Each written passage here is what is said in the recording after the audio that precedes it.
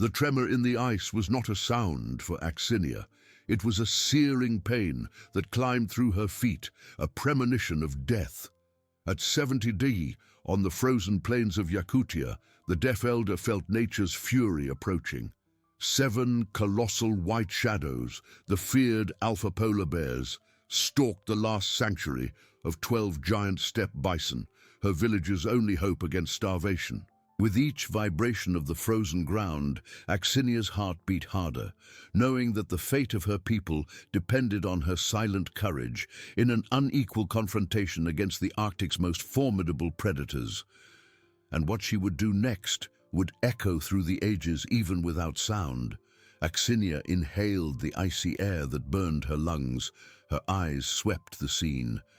The 12 bison, majestic and terrified, huddled in the precarious ice crevice.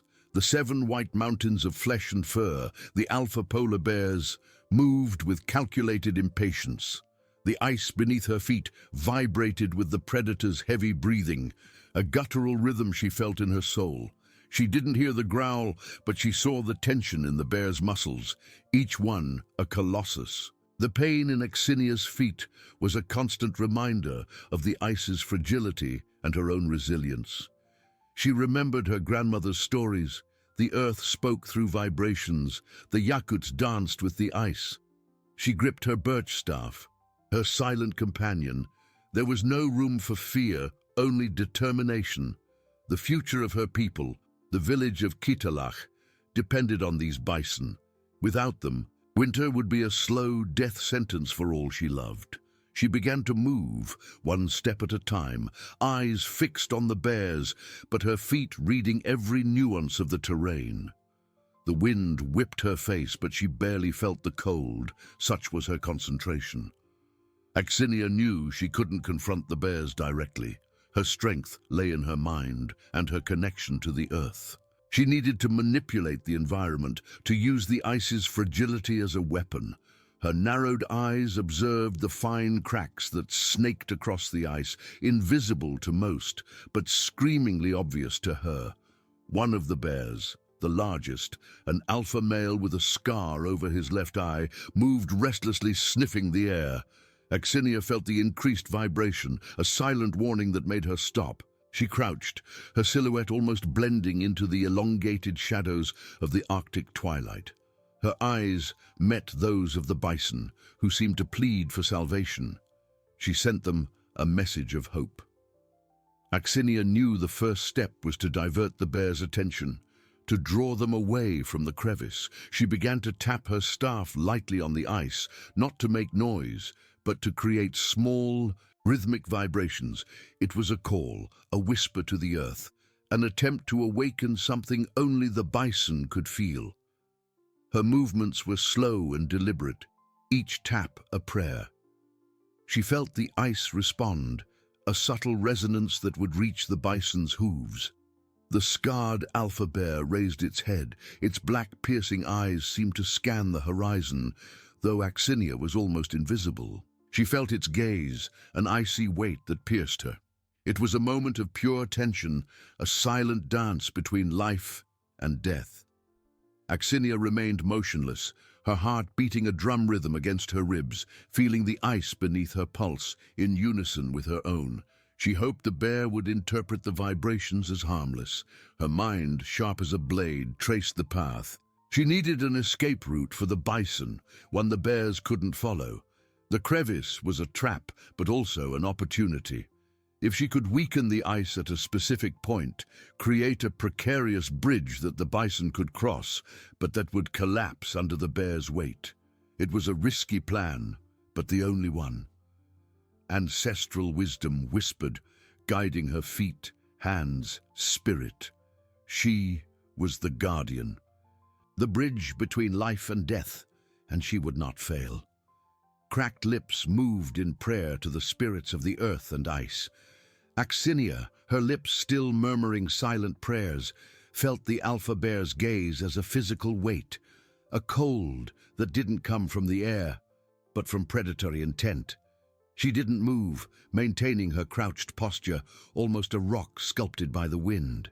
The vibration of the ice beneath her, the pulse of the earth, was her only compass. The bear, a white giant, took a slow step, its enormous paws sinking slightly into the soft snow, but the ice beneath remained firm. Axinia felt the displacement of weight, the subtle pressure that spread. It was a test, a silent provocation. She responded with her own immobility, a stillness that screamed defiance without sound. Her gloved fingers tightened on the staff. Her ancestors' wisdom wasn't just about survival, but about coexistence, about understanding nature's hidden rhythms. She wasn't fighting against nature, but working with it. The ice was treacherous, but also obedient to those who knew how to listen to it. Axinia began to move again, with an almost imperceptible slowness, as if the ice itself guided her. Each step was a reading, each tap of the staff, a question. She sought the weak vein, the point where the ice structure was most vulnerable, yet still capable of bearing the bison's weight for a brief instant. The bison, cornered in the crevice, watched her with large, frightened eyes. Axinia felt the vibration of their fear, an echo of her own anxiety, but also a faint hope that was beginning to emerge. She needed to be quick. The Arctic sun, low on the horizon, began to tint the sky with pale shades of pink and purple, announcing the brevity of the day and the arrival of night, which would bring an even crueler cold. Axinia found the spot, an area where the ice, though visually solid, resonated differently under her staff. An almost invisible crack extended beneath, an ancient scar that snow and wind had tried to erase. It was there. With surgical precision, she began to tap her staff, not with force, but with a specific cadence, a rhythm she knew would echo through the ice layer and amplify the crack's fragility. It wasn't to break it, but to weaken it, to prepare the ground for escape. The other bears, until then more focused on the bison, began to show signs of restlessness. One of them, a young male, rose on his hind legs, sniffing the air and looking in Axinia's direction, though without truly seeing her. The elder felt the change in the environment's tension, the increased vibration from the bears, their growing impatience. She needed to act before their curiosity turned into an attack. With a smooth movement, Axinia changed the rhythm of her staff's tapping. Now, the vibrations were more directed, a constant pulse she hoped the bison would feel as a call, a route to follow. Her feet, despite her age and the cold, were her eyes and ears, reading the ice like an open book. She visualized the invisible bridge, the path of weakened ice the bison were meant to cross. It was an act of faith, a gamble on the animal's intelligence and instinct. To Axinia's relief, the bison began to react. One of the largest, a male with imposing horns, moved its head, eyes fixed in the direction of the vibrations. It took a hesitant step, then another, its heavy hooves testing the ice. The other bison, sensing the male's leadership, began to stir, their immense bodies moving with reluctant slowness. Axinia felt the ice groan under their combined weight, but it held. It was time. She needed to guide them, without the bears realizing the trap forming beneath their feet. Kitalak's fate hung by a thread as thin as the crack in the ice. Axinia, her heart tight, intensified the vibratory call. Her gloved fingers tightened on the staff, and each tap on the ice was a silent prayer, a pulse of hope she sent through the frozen earth. She felt the ice beneath her feet as an extension of her own body, each tremor, each groan, a word in a language only she understood. The bison, their massive bodies exhaling steam into the frozen air, began to move with more purpose. The lead male, with its imposing horns, took another hesitant step towards the weakened spot, its hooves testing the treacherous surface. Axinia felt the weight of its decision, the trust placed in her invisible guidance. The other bison, wide-eyed, followed, forming a slow and deliberate line.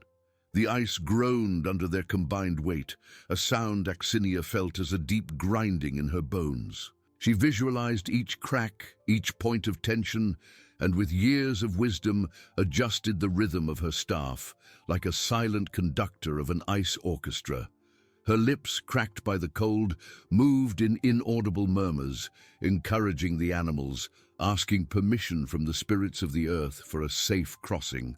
The polar bears, until then focused on the crevice, began to notice the movement. The scarred alpha, a colossus of white fur, raised its head, sniffing the air.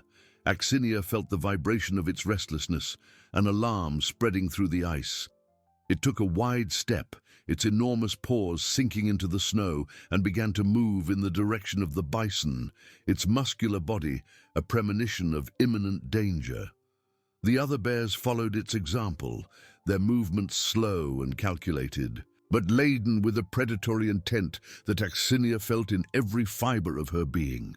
The elder knew time was scarce. The bison were now on the most fragile stretch of ice. She felt the ice crackle, small fractures spreading like invisible spiderwebs. It was a calculated risk, but the only chance. She needed them to cross before the bears got too close. With renewed effort, Axinia intensified the vibrations, transforming them into an urgent call, almost a silent push for the bison to quicken their pace. The lead male, as if understanding the urgency, quickened its pace, its heavy hooves striking the ice with a force that made it tremble. The other bison, driven by fear and Axinia's guidance, began to run, their gigantic bodies swaying. The ice beneath them bowed, but did not give way. Axinia felt the tension in every muscle of her body, her eyes fixed on the bison, her soul connected to each of them. The alpha bear advanced more quickly, its deep growls vibrating through the ice, a sound Axinia felt as a violent tremor in her chest. It was mere meters from the point where the bison were crossing. She needed one last act, a silent sacrifice. With a swift and determined movement, Axinia changed the rhythm of her staff's tapping, focusing all her energy on a single point, right in the middle of the path the bison had just left. It was a precise strike, not to break, but to destabilize. The moment the last bison stepped onto firmer ground, Axinia felt the ice crack deeply under the weight of the first approaching bear. A colossal vibration, a mute scream from the earth surged through her feet, making her stumble. The ice gave way with a roar she felt throughout her body, a shockwave that spread across the plain. The bears, caught by surprise, recoiled, their growls now mixed with confusion and frustration. The ice bridge had vanished, creating an impassable barrier between them and the bison. Axinia, exhausted but with a faint smile on her cracked lips, watched the bison move away, their majestic bodies diminishing in the icy landscape. She had succeeded. The danger was still present, the furious bears on the other side of the newly widened crevice, but the bison was safe, at least for now. Her people would have hope. She felt the victory not as a sound, but as a warmth spreading through her chest, a silent testament to her resilience and unwavering love for her village. The sun, now a pale disk on the horizon, cast long shadows over the woman who, without hearing, had moved mountains of ice and saved lives. Axinia felt the colossal vibration of the ice giving way, a mute scream that reverberated through her bones, making her stumble. The cold air whipped her face, but the warmth of victory, a silent fire, radiated from her chest, warming her from within. She watched the 12-step bison, now small, majestic silhouettes against the pale horizon, moving away to the relative safety of the vast tundra. Each of their steps was an echo of hope for Kitalak, a future that she, Axinia, a deaf and frail elder, had secured with her silent courage. Her gaze then turned to the other side of the newly widened crevice. The 7 alpha polar bears, once white titans of calculated intent, were now mountains of frustration and fury. She didn't hear their growls, but she felt the violent vibration of their paws striking the ice, the palpable tension in their immense bodies. The alpha bear, with the scar over its left eye, was particularly agitated. Its icy breath condensing in the air, its black eyes fixed in the direction where the bison had disappeared. Axinia felt the weight of that gaze, a silent warning that the danger, though contained by the ice barrier, was not extinguished, and the threat persisted in the icy air. Exhaustion began to manifest strongly. Her muscles ached deeply, every fiber of her body cried out for rest. The adrenaline that had propelled her for hours subsided, leaving behind a profound weariness that seeped into her bones and made her feel the weight of each of her years. The sun, a pale and distant disk, dipped further below the horizon, and shadows lengthened, painting the landscape in shades of grey and blue. Arctic night approached rapidly, bringing with it an even more relentless cold, promising to bite at the flesh. Axinia gripped her staff firmly, her faithful companion and extension of her senses. The main mission was accomplished, but the journey back to the village to Kitalak was still a monumental challenge. The icy vastness stretched before her, a white and silent sea she would have to cross alone. The solitude of the tundra was an obstacle as great as the bears, a weight that settled in her heart. But the thought of her people, of her grandchildren's faces, of the laughter she couldn't hear but felt in her soul like a melody, rekindled the flame of her unwavering determination. With a silent sigh, Axinia began to move again. Each step was deliberate, her feet reading the slightest vibrations of the ice, feeling the hidden cracks, the subtle elevations of the terrain. The biting wind seemed to want to push her back, but she leaned against it, her silhouette small and determined against the white immensity of the landscape. She didn't have the luxury of lingering. The bears, though separated by the crevice, might find another way, and the night's cold was a constant and deadly enemy.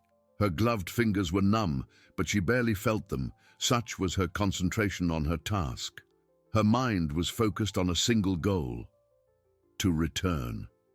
She visualized the warmth of the fire in the communal tent, the comforting smell of smoked fish, the soft, loving touch of her granddaughter's hands on her face. These images were her anchor, her beacon in the impending darkness, the promise of a reunion.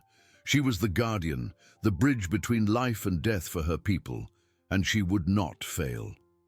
Ancestral wisdom, which had guided her through the danger of the bears and the treacherous ice, now guided her back home, step by step. Axinia felt the earth beneath her feet, not as inert, lifeless ground, but as a living being pulsing with the world's energy. She remembered her grandmother's stories, which said that the earth was the mother of all Yakuts, and that if they listened to her with their hearts, she would guide them safely.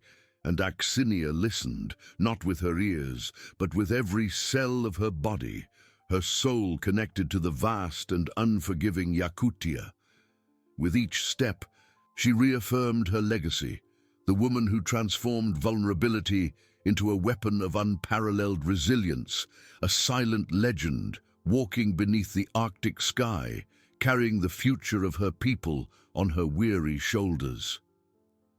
Axinia felt the earth beneath her feet, not as inert, lifeless ground, but as a living being pulsing with the world's energy. She remembered her grandmother's stories, which said that the earth was the mother of all Yakuts, and that if they listened to her with their hearts, she would guide them safely. And Axinia listened, not with her ears, but with every cell of her body, her soul connected to the vast and unforgiving Yakutia. With each step, she reaffirmed her legacy, the woman who transformed vulnerability into a weapon of unparalleled resilience, a silent legend walking beneath the Arctic sky, carrying the future of her people on her weary shoulders. Night advanced, and with it, the cold intensified, biting exposed skin and penetrating the layers of her fur clothing. Axinia felt the icy air burn her nostrils with each breath, and her toes, even inside her lined boots, began to lose sensation. Exhaustion was a heavy veil that tried to envelop her mind, but she pushed it away with the strength of her will. There was no time to falter.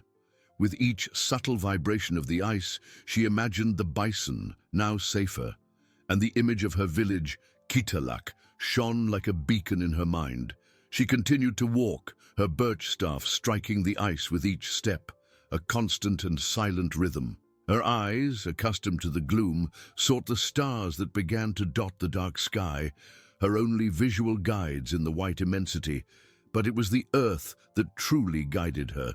She felt the slightest changes in the ice's density, the elevations and depressions of the terrain, as if she were reading an invisible map with the soles of her feet. The wind, once a whip, was now an icy whisper that tried to confuse her, but Axinia maintained her focus, her body an extension of the frozen landscape. Suddenly, a different vibration, deeper and more irregular, rose through her feet. Axinia stopped, her heart pounding in her chest. It wasn't the ice cracking, but something more distant, heavier. The bears. She didn't see them, but she felt their presence. The contained fury that still resonated through the earth.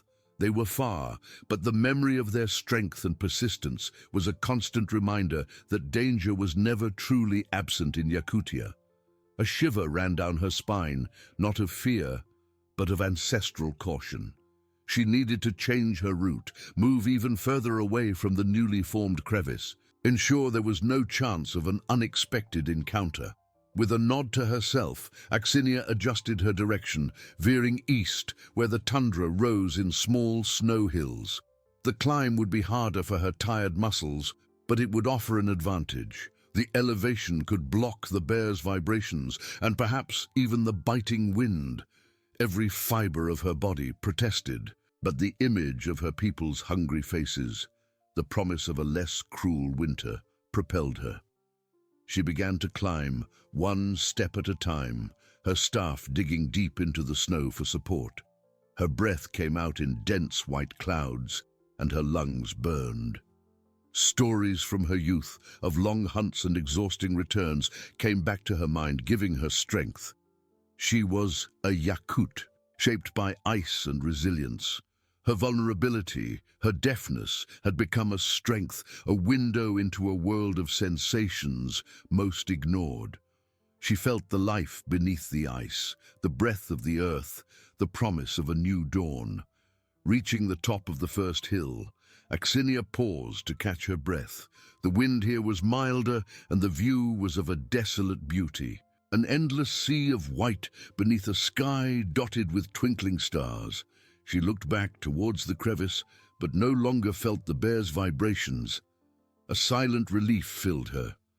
The bison was safe, and she was on her way back.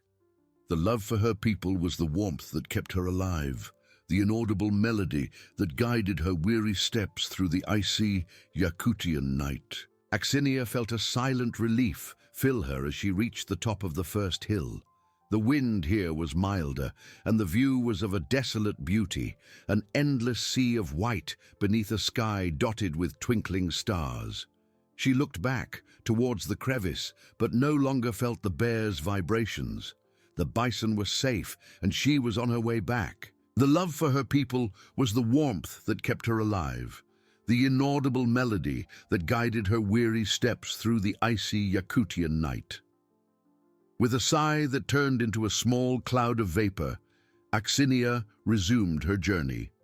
Each step was an act of faith, her gloved feet reading the minimal vibrations of the ice, feeling the hidden cracks, the subtle elevations of the terrain. With each tap of her staff, she reaffirmed her presence in that vast and unforgiving world. The cold, however, was a constant enemy, biting at her extremities, trying to steal her strength and consciousness. She felt numbness spread through her toes and fingers, a silent warning of the danger that surrounded her. The image of Kitalak, of the communal tent, of the fire's warmth and the smell of smoked fish was a beacon in her mind. She visualized her granddaughter's face, the smile she felt in her heart, and this vision was a shield against the weariness that threatened to fell her. Axinia was the guardian, the bridge between life and death for her people, and she would not fail. She felt the earth beneath her feet, not as inert ground, but as a living being, pulsing with the world's energy, and this connection was her greatest strength. As she descended the hill, the landscape became flatter, a vast sheet of snow stretching as far as her eyes could see in the gloom. The stars, once clear guides, began to be obscured by a subtle mist rising from the horizon. Axinia felt a change in the air, a different vibration that wasn't from the earth but from the wind itself. It began to howl, a sound she felt as a deep, growing tremor in her chest, laden with icy moisture. Suddenly, without warning, the wind transformed into a fury. A violent gust struck her, bringing with it a dense curtain of fine, icy snow. It was a purga, a sudden and localized blizzard, swallowing the landscape in a white, chaotic embrace. In a matter of seconds, the stars vanished and visibility dropped to zero. Axinia stumbled, her staff digging deep into the snow to prevent a fall. The world around her transformed into a white maelstrom, and she could no longer distinguish sky from earth. Panic, an emotion that rarely visited her, tried to settle in her heart. She couldn't see, and now, with the wind howling and snow beating incessantly, the subtle vibrations of the earth, her only compass, became almost impossible to discern. The ice beneath her feet, once an open book, was now a blank page, confusing and treacherous. Axinia was lost. The direction she was following, the route home, had vanished. The solitude of the tundra, once a weight, was now an overwhelming threat, and the uncertainty of each step was a blow to her soul. She was alone, in the middle of nowhere, without guides, without sound, just the relentless cold and the white fury of the blizzard. The promise of Kitalak now seemed a distant, almost unattainable dream. Axinia closed her eyes for an instant, feeling the white maelstrom swallow her. The purga was not just a snowstorm, it was a thief, stealing her sight, her sound, and cruelest of all, her connection to the earth that guided her. Panic, an icy beast, growled in her chest, threatening to paralyze her. She gripped her staff, the cold, familiar wood her only link to reality. How could she find her way back when the very ground beneath her feet had become an enemy, a confusing surface that no longer spoke to her? The promise of Kitalak, the warmth of the fire, the faces of her people, all seemed to vanish into the merciless whiteness. She took a deep breath, the icy air burning her lungs, and forced herself to remember her grandmother's words. When the world falls silent and eyes cannot see, your soul must be your compass, Axinia. Feel the earth's heart, even when it tries to hide. But how could she feel the earth's heart when the wind howled so fiercely that the vibrations merged into an indistinguishable chaos? She tried to plant her staff, but the soft snow offered no resistance, and the solid ice surface was hidden beneath a treacherous layer. The elder extended a gloved hand, feeling the fine snow whip her skin. There was no direction, only the wind's fury coming from all sides, swirling and confusing. She was lost, and the truth of that realization was colder than the air itself. Her thoughts turned to the bison, now safe, and a pang of pride mingled with her anguish. She had saved them, but who would save her now? There was no one, only her, the ice and the blizzard. Axinia felt a sudden chill, not just from the external cold, but from a profound loneliness. She remembered once, as a child, getting lost in a birch forest during a smaller blizzard. Her father found her, following the marks of her small feet in the snow. But now, who would follow her tracks? No one knew where she was. The village would be worried, but helpless. With immense effort, she pushed away self-pity. This was not the time for it. Kitalak needed her. Her grandchildren needed her. She could not give up.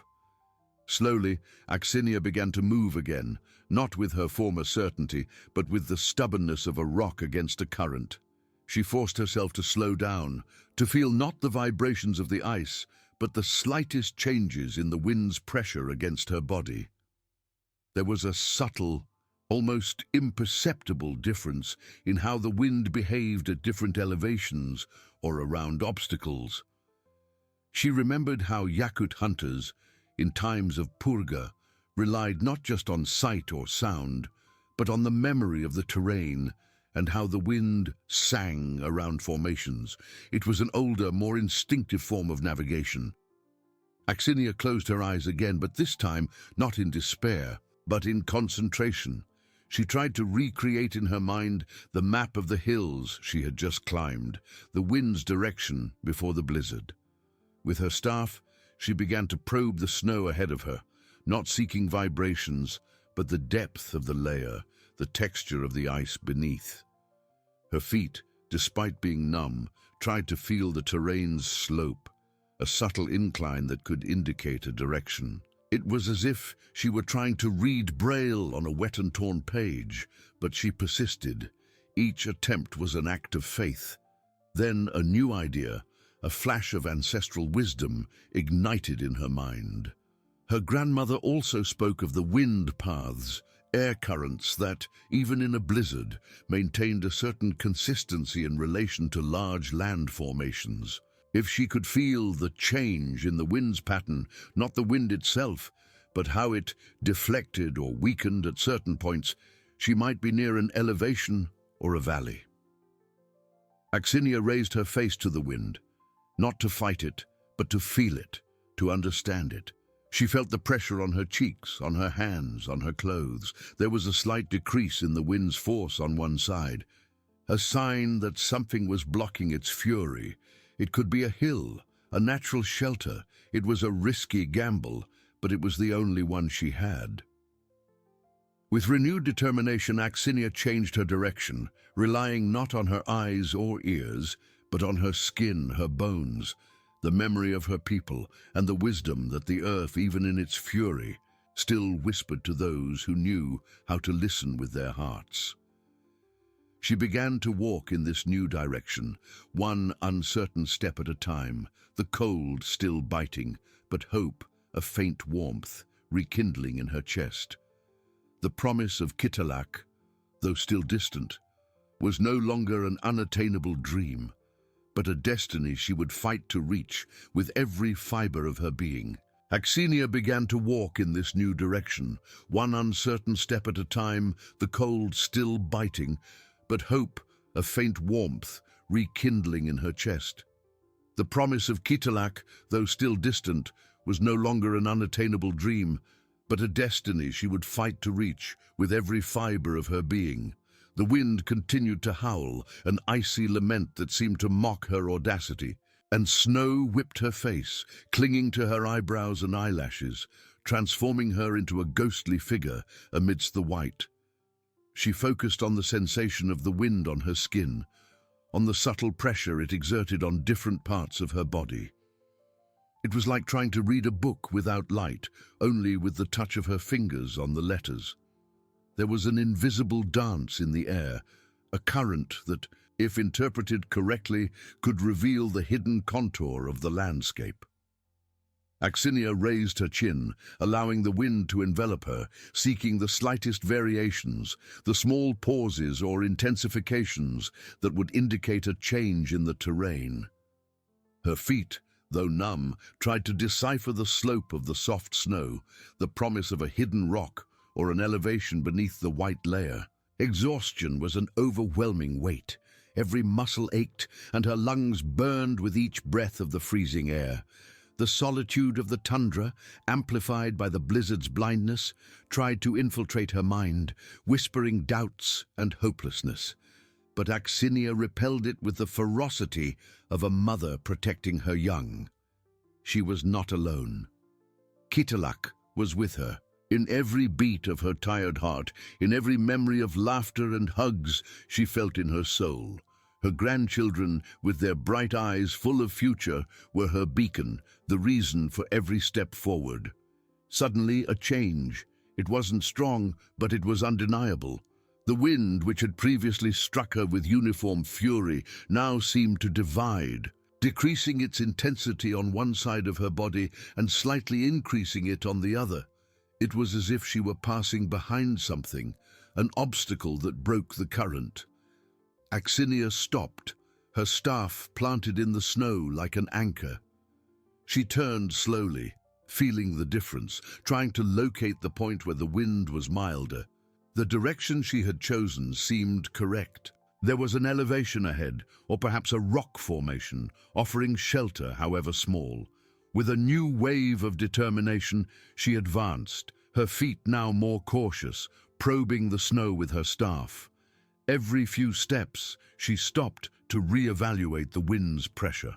The feeling of being on the right path was a balm for her tormented soul. The terrain began to rise, very subtly at first, then more clearly. The snow beneath her feet seemed more compact in places, a sign that the ice was closer to the surface. It was progress, a sign that her grandmother's wisdom had not abandoned her, even in the most merciless of blizzards. Finally, after what seemed an eternity, her feet felt the base of a more solid elevation. She extended her hand, and her gloved fingers touched the rough surface of an ice-covered rock. It wasn't a cave, nor a perfect shelter, but it was a reference point, a place where the wind howled with less ferocity. Axinia leaned against the rock, feeling the penetrating cold of the stone through her clothes, but also immense relief. She was no longer lost in the blind immensity. There was a direction, a hope. She was still in the midst of the blizzard, the danger far from over, but Axinia felt the warmth of triumph rekindle in her chest. Her vulnerability, her deafness, connected her in ways others couldn't understand. She was the woman who felt the world, who read the wind and the earth with her soul. With a silent sigh, she pushed away from the rock, ready to continue. The path to Kitalak still long, but now glimpsed through the white fury. With a silent sigh, she pushed away from the rock, ready to continue. The path to Kitalak still long, but now glimpsed through the white fury. Each step away from that temporary refuge was an act of renewed courage, a silent promise to herself and her people. The purga persisted, a relentless swirl of snow and wind that seemed to defy her very existence, transforming the world into a hostile white void. Axinia raised her face, not to fight the storm, but to feel it, to decipher the wind paths her grandmother had mentioned. She felt the pressure on her cheeks, on her gloved hands, on her heavy clothes, seeking the slightest variations that might indicate the presence of obstacles or elevations in the invisible terrain, like a blind person reading a map with their fingertips. Her feet, despite the numbness that deepened and ached with each movement, became extensions of her soul, probing the soft snow, trying to find the firmness of the ice beneath. It was as if she were walking on an endless white carpet, where each step was a gamble, a leap of faith into the darkness. Exhaustion was a constant companion, an invisible weight that tried to buckle her knees and cloud her mind with thoughts of giving up. She felt hunger and thirst, her body crying out for rest and warmth, but the image of Kitalak, of her grandchildren, of her people, was an unbreakable shield against despair. They depended on her, and that responsibility was the warmth that kept her moving, more potent than the biting cold. The elder advanced slowly, her birch staff planting into the snow ahead of her, a crucial point of support amidst the chaos. She leaned against the wind, allowing it to guide her subtly, like a river guides a leaf in its current. There were moments when the blizzard's fury lessened for an instant, a brief respite she interpreted as a sign that she was approaching some formation, a whisper from the earth amidst the howl. At others, the wind intensified, pushing her forcefully, a brutal reminder of her fragility before relentless nature. But Axinia did not give up. She breathed deeply, the icy air burning her lungs, and continued, her will stronger than winter itself. After what seemed an eternity of uncertain steps, a new sensation manifested. It wasn't a rock, nor an abrupt hill, but a change in the snow's texture beneath her feet. More compact, denser, as if she were stepping on a thin, resistant crust. With her staff, she probed more carefully. There was a subtle, almost imperceptible elevation that stretched before her, It wasn't the mountainous terrain she expected for orientation, but a long, gentle slope that, if she followed it, could lead her away from the exposed plain, offering a promise of direction. Axinia felt a pang of hope, a thread of light in the white darkness. This slope, though modest, was a vital sign. It could be the edge of a shallow valley, or the beginning of an area less exposed to the wind, an invisible path carved by nature itself. She decided to follow it, trusting the ancestral intuition that had guided her thus far. Each step now was a little surer, the snow offering a firmer base, more reliable ground. The wind, though still strong, seemed less chaotic, more directional, as if being channeled by this new invisible formation, a murmur she felt in her bones. She continued to walk, her mind focused on the promise of Kitalak. With each subtle vibration her feet picked up from the ice beneath the compact snow, she felt a deep connection to the world, a confirmation that even in the blizzard's blindness, the earth still spoke, revealing its secrets. Her deafness, her vulnerability had transformed into an extraordinary sensitivity, allowing her to perceive nuances others would ignore, an unexpected gift. Axinia was the woman who felt the world, who read the wind and the earth with her soul. The path was long, but she was no longer lost. Hope, a faint warmth, rekindled in her chest, propelling her through Yakutia's white fury, towards the future of her people, a legacy of unparalleled resilience. Axinia embraced this fragile hope like a talisman against the overwhelming cold. The subtle slope beneath her feet, though not the familiar terrain she expected, offered a direction, a promise. She continued to advance, her staff ahead, probing the compact snow. With each step, she tried to decipher the message the earth sent her through the soles of her boots, a silent code that only she, with her heightened sensitivity, could interpret. The wind, still a relentless enemy, whipped her face, but now seemed to have a logic, a current she could feel in her bones. It was as if nature, in its fury, was involuntarily charting a path for her. The blizzard offered no respite. The world remained a white blur, and visibility was nil. Axinia felt ice accumulating on her eyebrows and eyelashes, transforming her into a living snow statue. The numbness in her toes and fingers deepened, a constant reminder of the danger of frostbite. With each breath, her lungs burned, and exhaustion threatened to fell her. But the image of Kitalak, with her warm smile and eyes full of life, was a shield against hopelessness. She felt her granddaughter's presence in every beat of her heart, an inaudible melody that propelled her.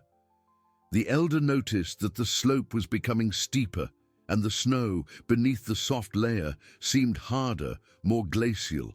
Her feet detected a change in vibrations, a deeper, more resonant echo. It was as if she were walking on a vast slab of ice, perhaps a frozen lake or a covered river. The danger was immense. A crack, a weak point, could mean the end. But at the same time, the uniformity of the surface beneath the snow offered a clarity that the irregular landscape lacked.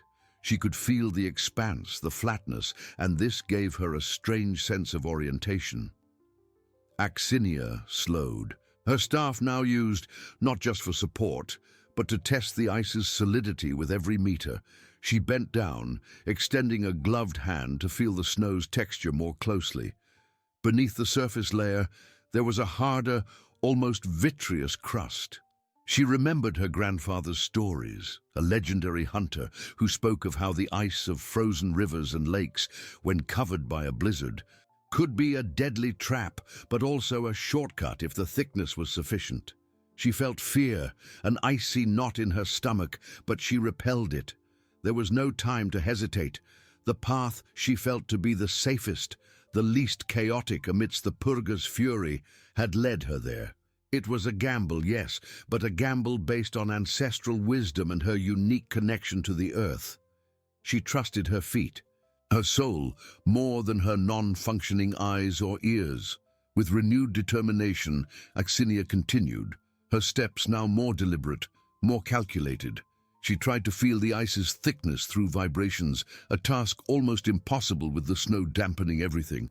But she persisted, her entire body transformed into a sensor, every nerve sharpened, every muscle tense. The wind continued to howl, but she felt she was moving in a more constant direction, as if the invisible valley were channeling the storm, offering a route, albeit a dangerous one. The solitude was immense, but Axinia didn't feel completely alone.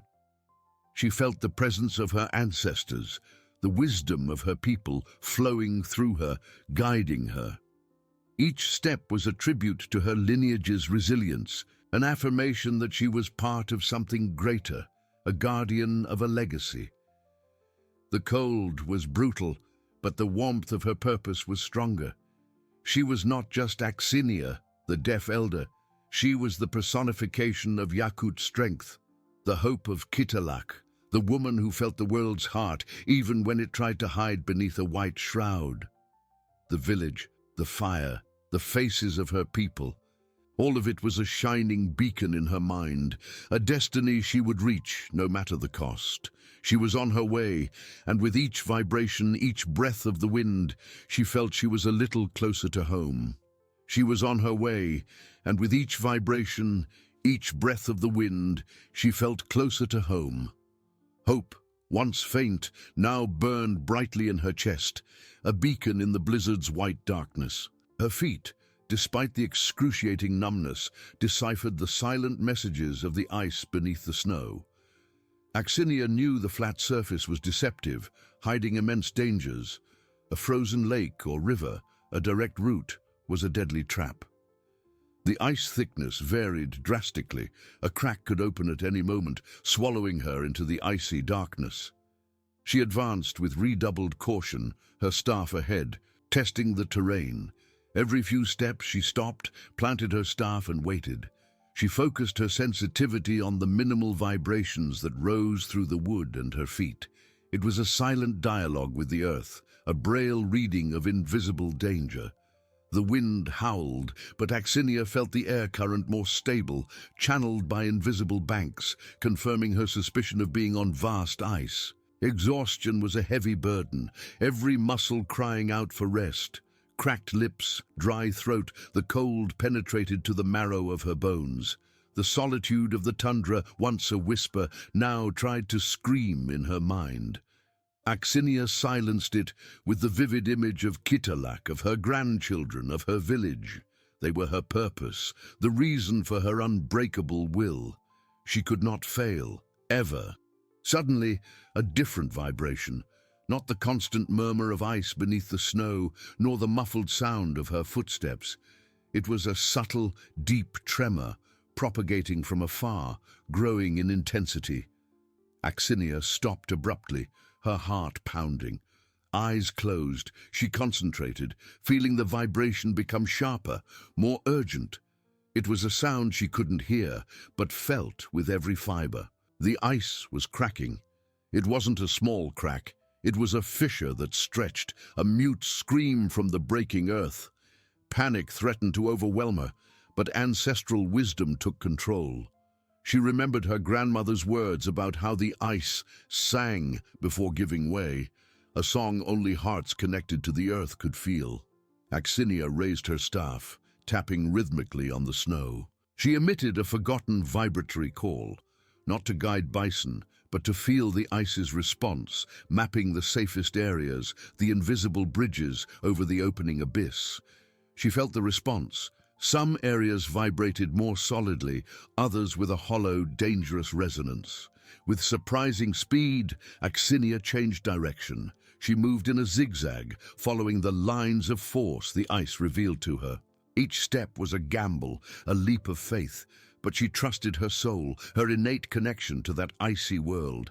The wind howled, snow whipped, but Axinia was in her deadly dance with the ice, a choreography of survival unlike any other. The vibration of the cracking ice diminished, then ceased. She had crossed the most dangerous area. Exhaustion hit her with renewed force.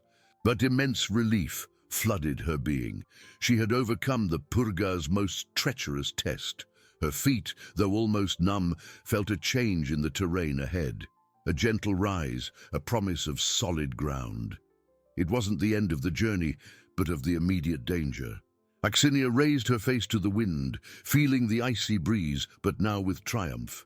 Kitalak was near. She had transformed her vulnerability into a weapon, her deafness into a compass. The woman who felt the world's heart was returning home to her people. The woman who felt the world's heart was returning home to her people.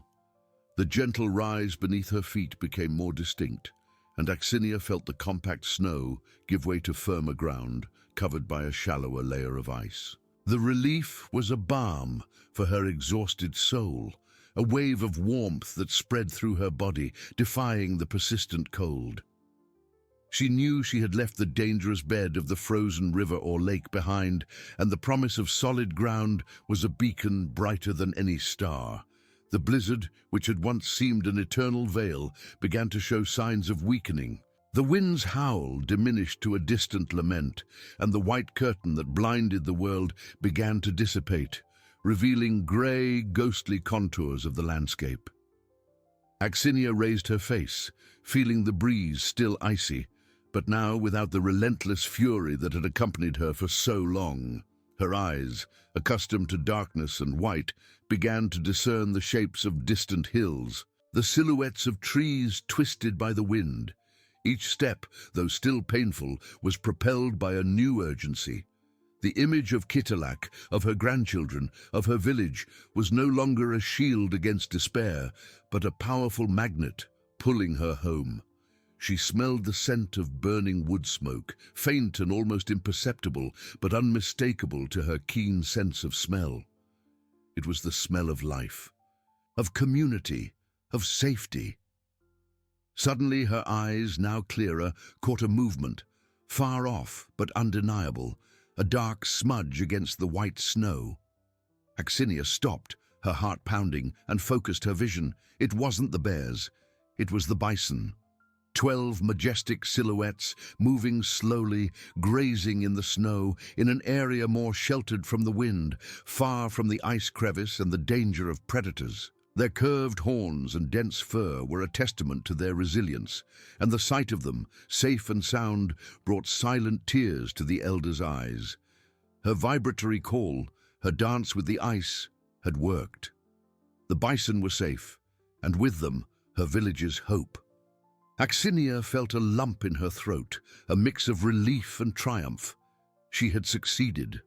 Her vulnerability, the deafness that connected her so deeply to the earth, had transformed into an unparalleled strength. She didn't need ears to hear life's song, nor eyes to see the path of hope. She felt the world with her soul, and the world had responded. With her last strength, she resumed her walk, now with an even clearer purpose. The blizzard dissipated completely, revealing a pale grey sky, but the promise of a new day. The village of Kitalak, though still distant, was no longer a glimpse, but a tangible reality. She visualized the warmth of the fire, the worried faces of her people, the joy of Kitalak running to embrace her. Axinia was more than a deaf elder. She was the guardian of life, the personification of YAKUT resilience. She had faced nature's fury, the threat of predators, and the darkness of hopelessness, and had emerged victorious. Her legacy would be immortalized in stories told around campfires, a testament to the unbreakable strength of the human spirit.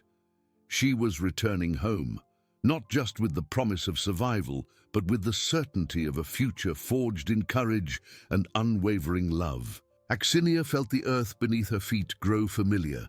The wind, now a gentle breath, carried the aroma of birch smoke, a scent that meant home. Her eyes, once forced to decipher the white, distinguished the yurts in the distance, domes that promised refuge and warmth.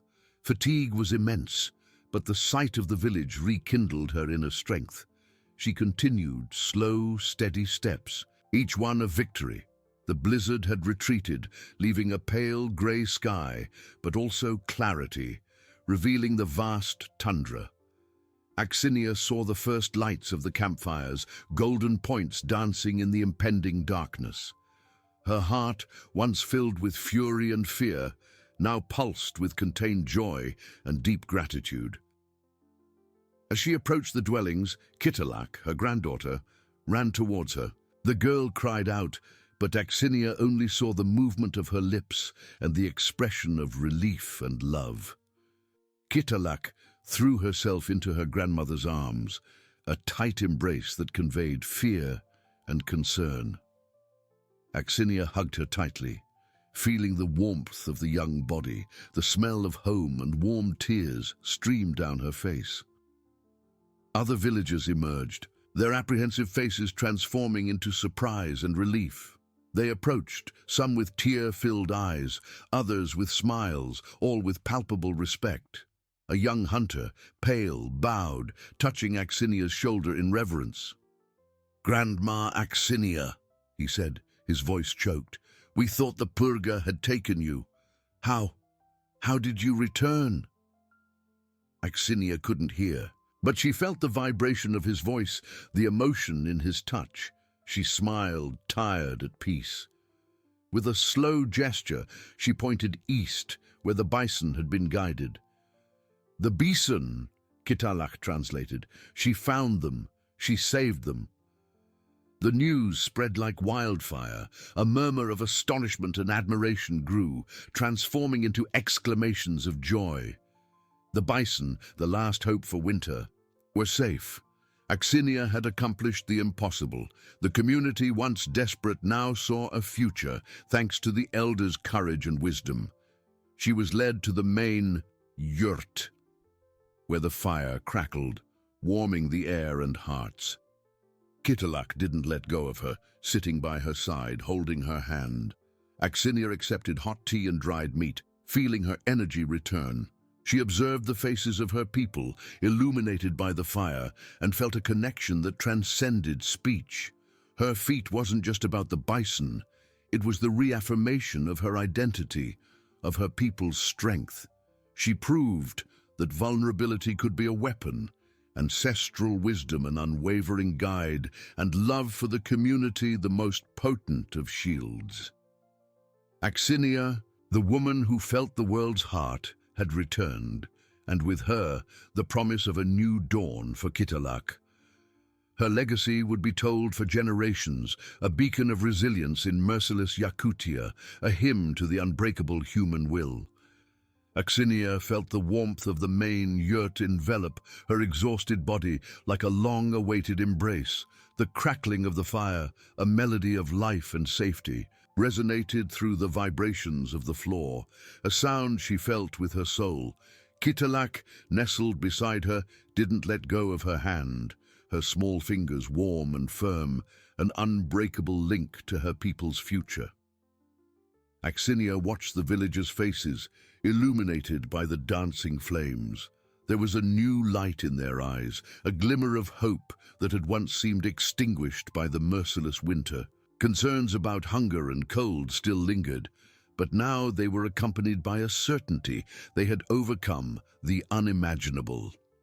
Elder Semyon, his beard white as snow, approached, his eyes moist with emotion. He didn't speak, but his wrinkled hand gently touched Axinia's shoulder, a gesture of respect and profound gratitude that she felt in every fiber of her being. It was a communication that transcended words, a silent acknowledgement of her sacrifice and triumph. Other women brought herbal tea and bison meat, now abundant. They served her with reverence, not as a frail elder, but as a heroine, the guardian of their existence, a pillar of unwavering strength. Kitalak, with the vivacity of her few years, began to tell the story of her grandmother's journey, gesturing with enthusiasm and pride. She described how Axinia had set out alone, defying the Purga, how she had felt the ice cracking and, with ancestral wisdom, guided the 12 bison away from the 7 polar bears. Although Axinia couldn't hear the words, she felt the energy in her granddaughter's voice, saw the admiration in the villagers' eyes, and knew that her story was being woven into the legends of her people, to be remembered forever. That night, beneath the starry sky that began to reveal itself after the storm, the village gathered around a large bonfire.